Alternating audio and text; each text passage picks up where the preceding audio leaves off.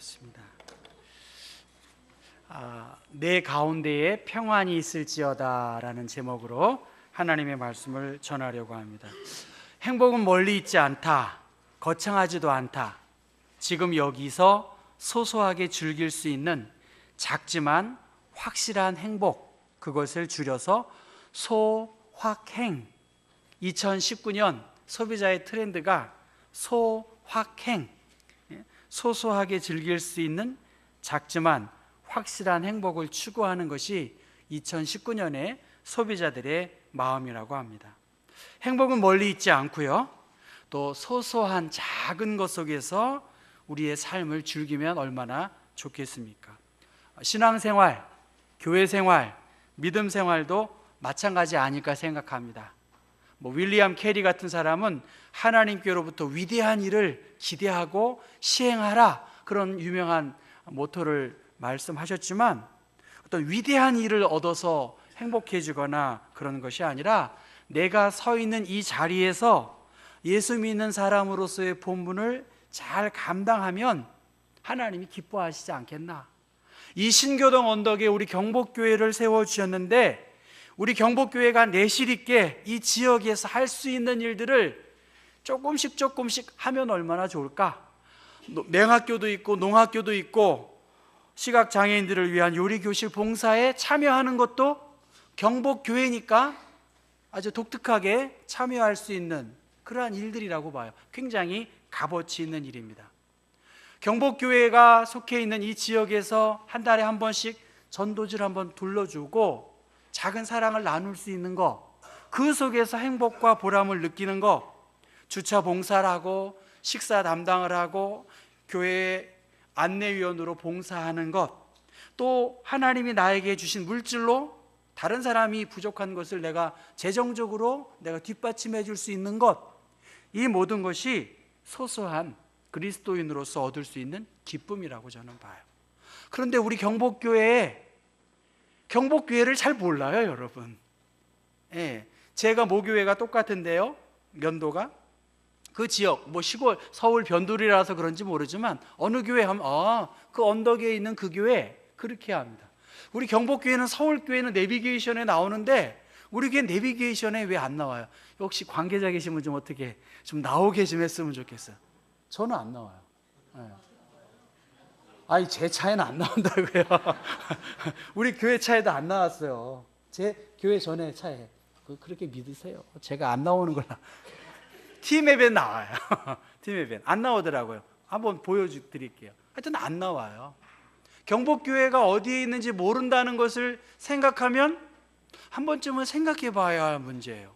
동네 사람들이 우리 교회를 모르고 있다는 거예요, 여러분. 우리들끼리 행복하고 즐거울 것이 아니라 이 신교동 언덕에 세워진 교회를 알지 못하면 그만큼 선교적 역할을 우리가 다 하지 못한 것 아니냐는가, 그런 생각이 듭니다. 제가 살았던 곳에 한국에서 선교사로 파송받은 사람들이 훈련을 하는 곳이 그 학교가 있습니다.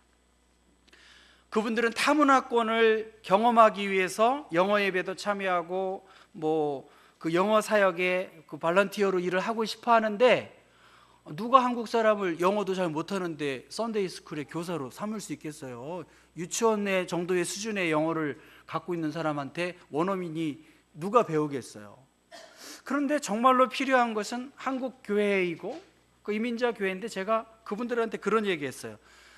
당신들은 해외에 나가서 선교사 할 일인데, 지금 우리 앞에 이렇게 연약한 교회가 있는데 해외에 나갈 생각만 하지 말고 지금 이 자리에서 선교하고 전도하고 하나님의 일에 협력해 줬으면 좋겠다, 그렇게 제가 이야기한 적이 있습니다. 2019년 경복교회가 공중의 새들이 날아와 깃들이는 그러한 교회가 되어지기를 저 자신이 정말 하나님께 기도하면서 제게 주신 감동이라고 저는 확신합니다.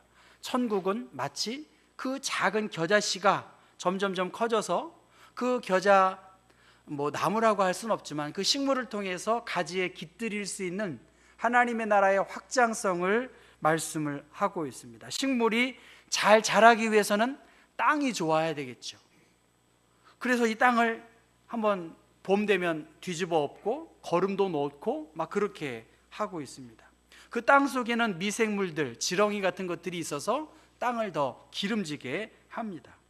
이 겨자씨가 씨가 자라서 성장해야 하는 것처럼 그래야 새들이 날아와 깃들일 수가 있습니다. 새들이 날아오기 위한 조건은 좀 따뜻하고 포근해야 되겠죠. 숲이 우거져야 되겠죠. 당연히 총소리가 나거나 사람 소리가 막 나면 누가 그 어떤 새들이 그 숲에 머물기를 원하겠습니까? 기존에 있는 새들도 언제든지 떠날 수 있어요. 우리 경복교회 또한 마찬가지입니다. 사람들의 소리로 가득 차거나 어떤 사람의 주장이 계속 드러난다고 하면 교회 나오는 게 짜증이 나요. 솔직히 그렇지 않습니까? 여기서 위로받으려고 하는 것이지, 여기서 소망을 갖고 믿음으로 나아가려고 하는 거지, 우리가 하나님의 말씀을 들으려고 하는 것이지 다른 그 어떤 이유도 받아들이기 어렵습니다. 영어 예배에서 참석하면 제가 꼭 빠지지 않고 그들이 하는 그 예식 중에 하나가 주님의 평화가 함께하기를 빕니다 라는 말이에요. 영어로 Peace be with you, 그렇게 하는 거예요. 주님의 평화가 함께하기를 비는 그 마음을 외국 사람들은 꼭 나누고 주님의 평화가 당신에게 함께하기를 빕니다, 그렇게 말합니다. 우리 주님이 주신 평안을 누리고 그 평안을 나눌 수 있는 것, 그것이 우리가, 이게 왜 안 되죠? 주님이 주시는 평안을 누리고 그것을 나누는 것, 평화로운 곳에 새들도 모일 수 있다. 그것을 제가 이번 한 주간 생각했고, 또 특별히 오늘 말씀 묵상, 우리 주보에 나와 있는 이 새벽기도 본문이 오늘 시편 122편이에요. 제가 다른 마음으로 하려고 한 것은 아니고, 그래 마침 저도 평안과 화목을 위해서 생각했었는데 오늘 시편 122편이 바로 성경 본문이기도 합니다. 122편 윗부분에 보면 1절 위에 다윗의 시 곧 성전에 올라가는 노래, 이렇게 언급하고 있습니다. 이스라엘 백성들은 유월절이나 오순절이나 초막절에 매년 남자가 3번 예루살렘에 올라가서 하나님에게 얼굴을 보이는 것, 그것이 출애굽기 23장에 나와 있는 이스라엘의 전례대로라는 것은 하나님의 명령에 따라서 그들은 예루살렘에 가서 하나님을 예배하는 것, 그 예배에 올라가는 순례자들에게, 그 순례자들에게 주신 하나님의 말씀입니다. 각 부족들이 예루살렘에 올라가서 예배 드립니다. 간단하게 오는 것이 아니에요. 걸어서도 오고 그 언덕으로, 우리 경복교회처럼 예루살렘이 높은 곳에 위치해 있거든요. 지정학적으로 올라가는 그 수고와 지친 속에서 하나님을 예배하는 그 기쁨을 오늘 성경은 말하고 있습니다. 물론 다윗 시대에 성전이 없었습니다. 다윗 시대에는 성전이 없었어요. 무엇이 있었을까요? 성막이 있었어요. 이런 성막이 있었어요.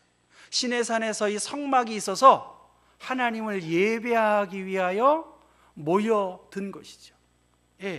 이 시온산은 하나님의 임재를 상징하는 저 성막 앞에서 예배를 드리는 것입니다.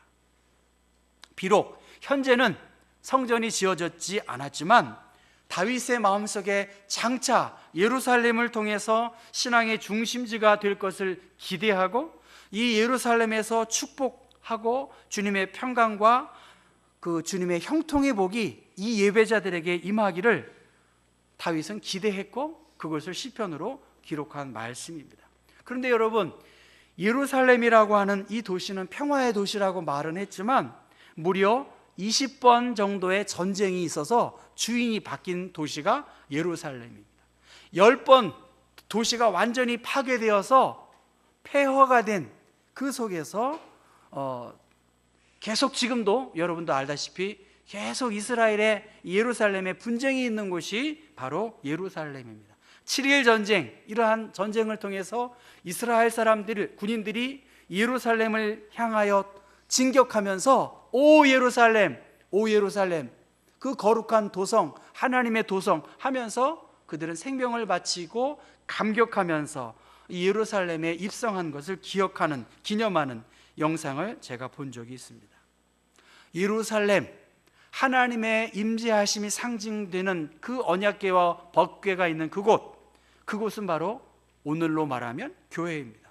이 교회에 평강이 있기를 하나님은 이 다윗을 통해서 말씀해 주고 있습니다. 8절 같이 한번 읽어보겠습니다.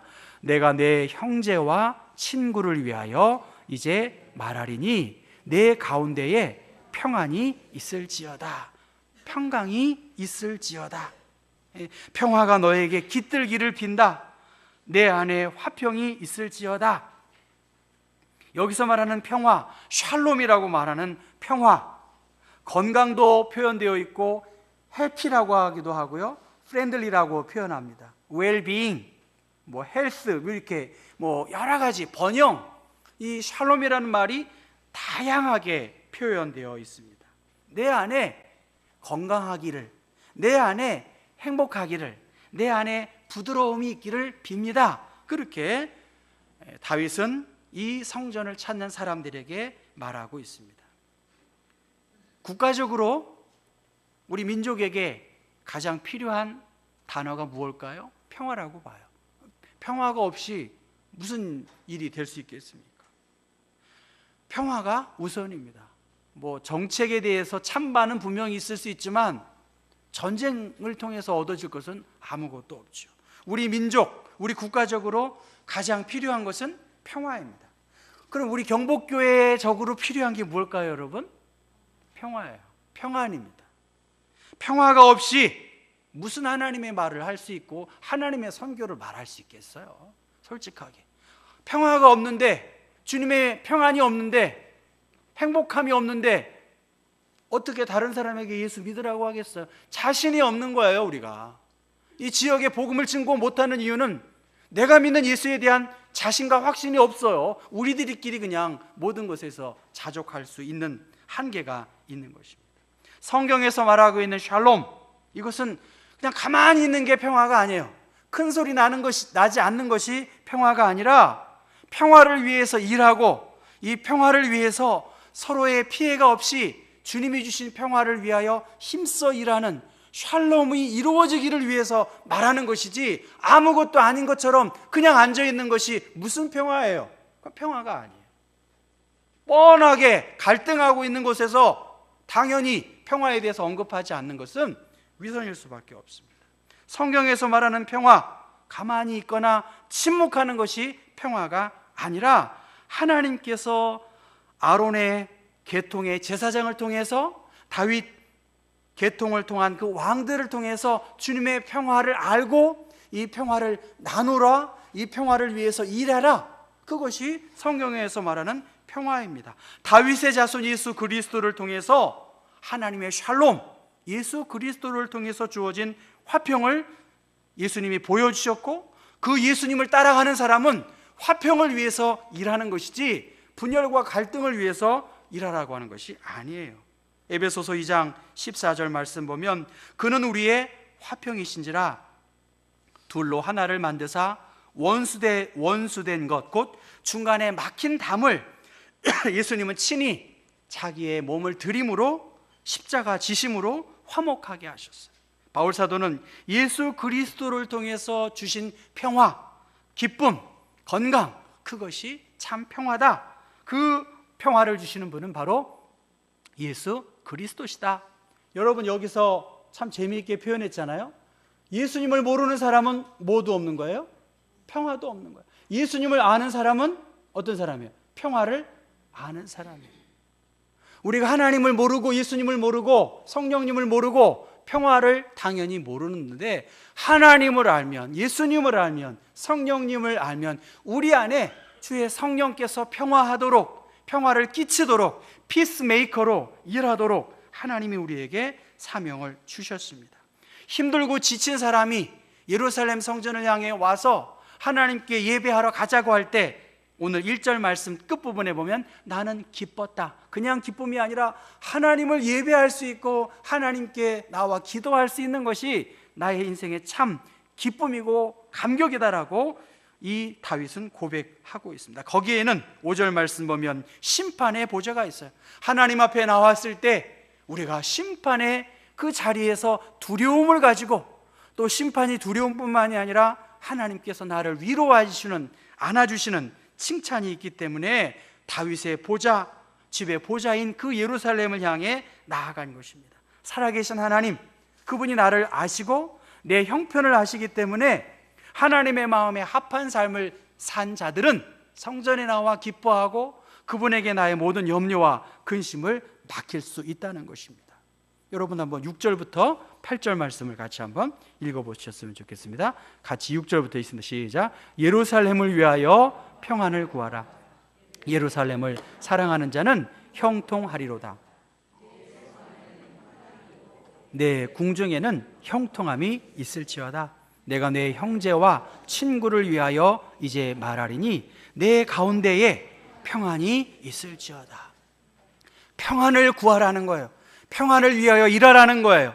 예루살렘을 사랑하는 자, 하나님을 예배하는 그곳을 사랑하는 자, 하나님이 형통하겠다, 안전하게 안락하도록 지켜주시겠다라고 말씀하셨어요. 다윗의 기도, 다윗의 소원은 예루살렘의 안전입니다. 예루살렘의 평안입니다.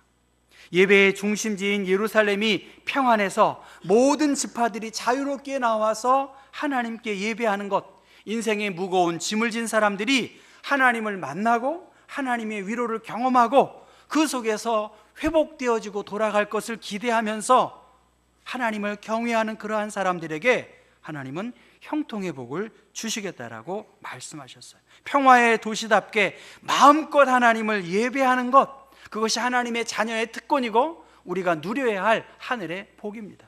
이 예루살렘, 이것이 전쟁의 폐허로 더럽혀지는 것을 하나님은 기뻐하지 않으세요. 교회가 늘 분쟁이 있고 사람의 소리로 갈라지고 나누어지는 것을 누가 좋아하겠어요?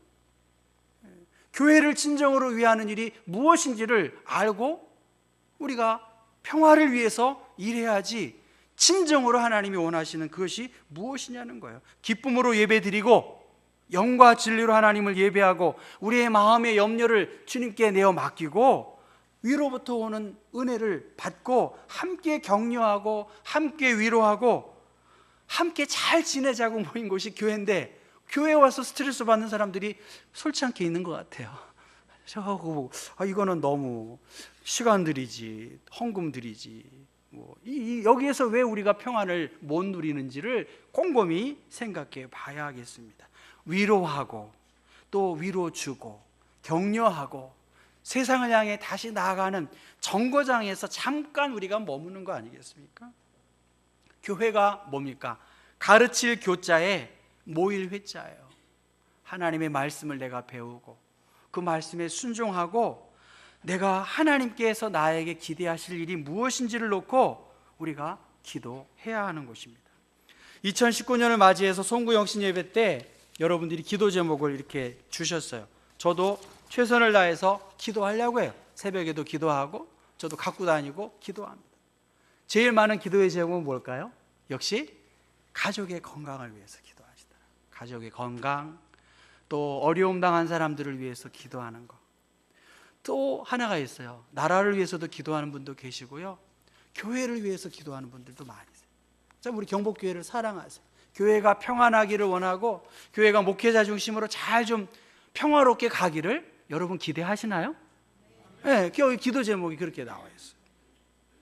여러분, 제가 스트레스를 많이 받고요, 교회를 하다가 건강을 잃고 말이죠, 아무런 힘이 없이 그냥 조용하게 그냥 소리가 죽어 들어가면서 그런 모습을 보고 싶으세요? 제가 주위를 얼마나 이렇게 얼굴 로션도 좀 많이 발라요, 여러분. 제가 그냥 그런 모습을 여러분 보고 싶으셔요? 진짜로? 그런 건 아니잖아요. 하늘의 지혜를 구하고 또 겸손하게 섬기고 그래도 자신 있게 하나님께 묻고 기도하는 그런 것을 여러분 기대하실 거라고 봐요. 다윗은 하나님의 평강, 하나님의 형통의 복이 자기에게만 머물기를 원하지 않았어요. 모든 백성에게 흘러가서 모든 사람들이 열방이 하나님을 온전히 예배하는 하나님께 평강을 구하고 그 평안을 누리며 살기를 기대했습니다. 우리는 평안을 끼칠 수 있는 사람이 되어야 돼요. 피스메이커가 되어야 된다는 거예요. 평화를 위해서 기도하는 사람, 그 평화를 충분히 나누어 줄 수 있는 사람이 되어야 합니다.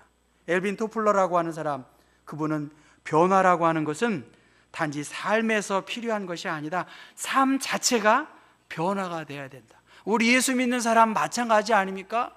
교회만큼 모든 일이 과거에 머물러 있는 것이 집단이 바로 교회라고 봐요. 익숙함과 관행에서 그냥 거기에서 머물러 있으면 안 되겠죠. 핸드폰을 가지고 무궁무진하게 지금 정보를 얻을 수 있는데 핸드폰 그냥 전화하는 걸로만 갖고 있으면 시대에 많이 뒤떨어질 수밖에 없습니다. 변화의 시대에, 이 여러 가지 불안정한 시대의 교회도 평화를 위해서 힘을 써야 된다는 거예요. 교회의 중요한 일들, 핵심적인 일들, 정책적인 일들, 그 실무적인 일들, 여러분 약은 누구한테 구해야 됩니까? 약은 약사에게, 진료는 의사에게.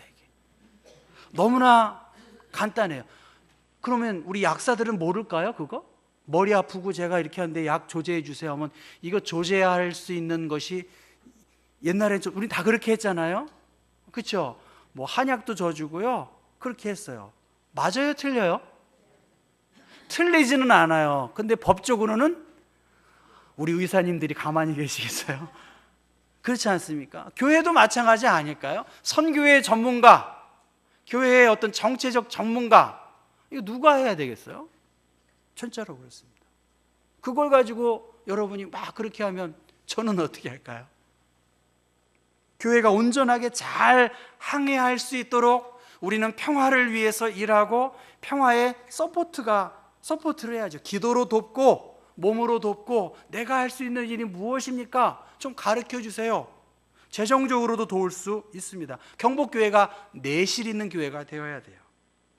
교회다움의 모습을 회복하는 것, 다른 것 우선하지 않고 내가 평화를 위해서 더 힘을 써야죠. 평화 없는데, 평강이 없는데 무슨 다른 일을 할 수 있겠어요? 그건 다른 사람들이 보기에도 부끄러운 일입니다. 예루살렘에 성막이 있었어요. 여러분, 이 구조에 여러 가지 의미가 있겠지만 이스라엘 사람들은 동문에 있는 이 문을 통해서 번제단에 나아가요. 그 다음에 물두멍을 갖고 그 다음에 성소로 나가고 지성소 나가는 거예요. 우리에게 오직 예수 그리스도, 구원의 문이 오직 한 길인 것처럼 예수 그리스도에게 나아가고 우리의 모든 허물과 연약함을 태우고 이제 물두멍에서 씻는 거예요. 이 물두멍은 무엇으로 만들어졌을까요? 네? 구리로 만들어졌어요. 구리로 비춰졌는데 이 구리가 무슨 역할을 할까요? 거울의 역할을 하는 거예요. 거울의 역할. 하나님께 나아갈 때 우리가 내 모습을 볼 수 있어야 된다는 거예요. 무조건 그냥 나가서 될 문제가 아니라 예수 그리스도를 통해서 열린 내 죄를 고백하고 물두멍에서 나를 씻고 내 모습을 바라봐야 되는 거예요, 여러분. 내 모습을 바라보고 성소에 나아가서 하나님께 예배하는 거예요. 교회의 지도자들은 정말 하나님의 나라의 모습들을 보여줄 수 있는 정도의 인격과 영성이 있어야 된다고. 하나님의 나라, 예수 믿는 기쁨이 얼굴을 통해서든 혹은 다른 사람들을 통해서든 비춰줄 수 있는 이 정도의 모습을 가지고 있어야 되겠습니다. 다른 사람들에게 염려를 끼치고 불편하게 하고 불안하게 하는 것은 지도자의 자격이 없는 거예요. 저 또한 그런 면에서는 많은 무거운 책임을 가지고 있어요. 평화를 위해서 말해야 하고 평화를 위해서 행동을 해야 한다는 것입니다. 부부는 서로의 모습에 대해서 저는 일정 정도 책임이 있다고 생각해요. 무슨 말씀인지 아시겠죠? 맨날 구박만 받는 남편이 얼굴이 밝겠어요? 그렇죠? 구박만 받는 와이프의 얼굴이 밝겠어요?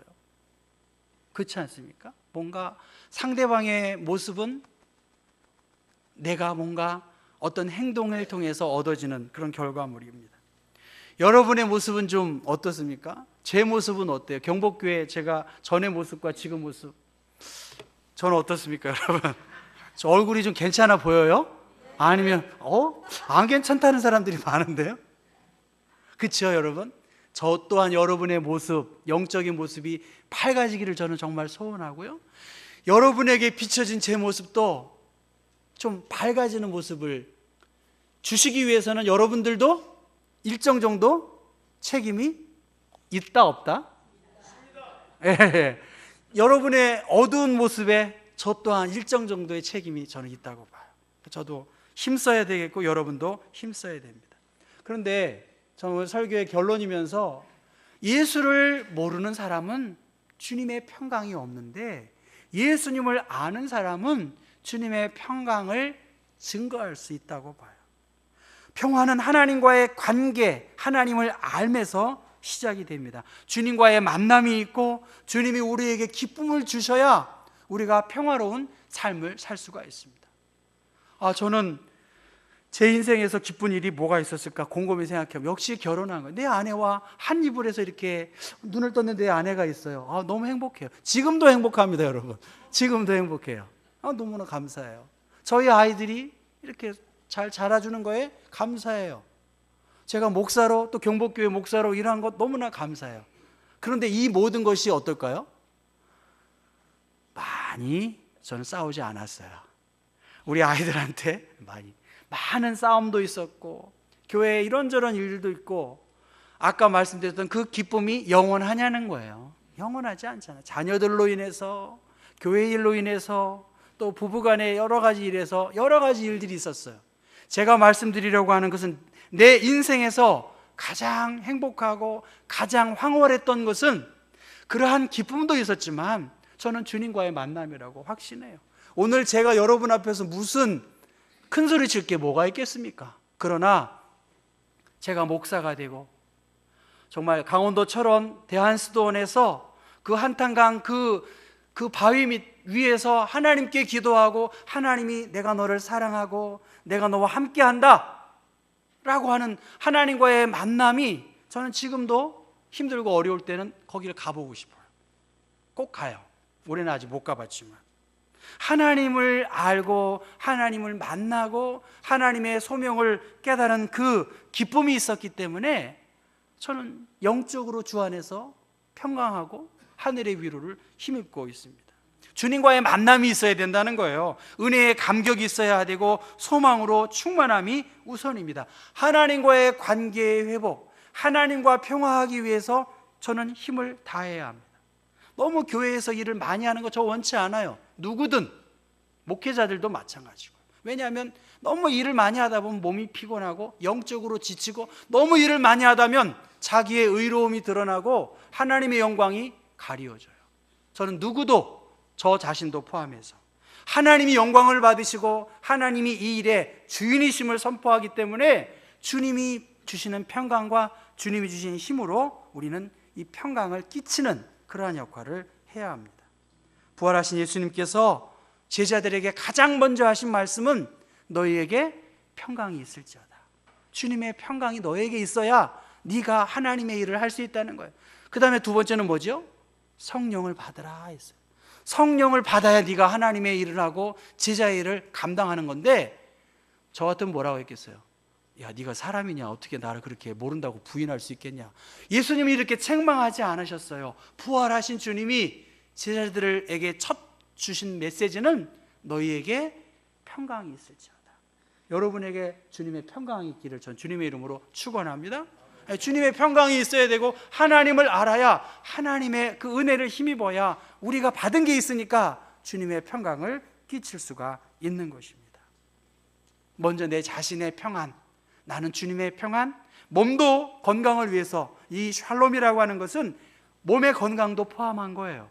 영적인 건강을 말하는 것이 아니에요. 물질의 부유함도 평강의 한 부분이라고 원어에는 말하고 있습니다. 여러분, 무엇보다 2019년을 맞으면서 주님의 평강을 주십시오. 또 내 마음에 행복한 마음, 또 부드러운 마음, 이 모든 것이 샬롬에 포함되어 있고요. 우리 경복교회가 평안을 위해 더 나아갈 수 있도록, 우리 교우들이 평안을 끼칠 수 있도록 우리가 기도해야 하고, 이 교회의 평화를 위해 일하는 사람들을 위해서 우리가 기도하고 존경을 해야 합니다. 주님의 평화로 인해서 주님의 평화를 이젠 나눌 수도 있고 그 주님의 평화를 우리의 신앙 공동체 안에서 소소하게 나누어서 주님이 나를 이렇게 사랑하셨구나, 주님이 나에게 이러한 평안을 주셨구나 함께 간증하고 믿음으로 더 아름답게 2019년을 채워나가실 수 있기를 주님의 이름으로 축원합니다. 거룩하신 주님, 주님의 평안과 위로가 우리 가운데, 먼저 내 안에 있기를 간절히 소원합니다. 주님이 나를 만나주시고 나와 함께 하신 그 주님의 말씀을 순종하고 평화를 위해서 힘쓸 수 있는 사람들, 다른 사람들에게도 교회를 사랑하고 또 내 자신을 사랑하고 주님의 평화를 위하여 함께 일할 수 있는 주님의 마음을 우리 모두에게 허락하셔서 신앙생활이 조금씩 더 기쁘고 하나님의 일을 행하고 알아감에 우리의 감사함이 더 넘쳐나게 도와주옵소서. 예수 그리스도 이름 받들어 기도했습니다.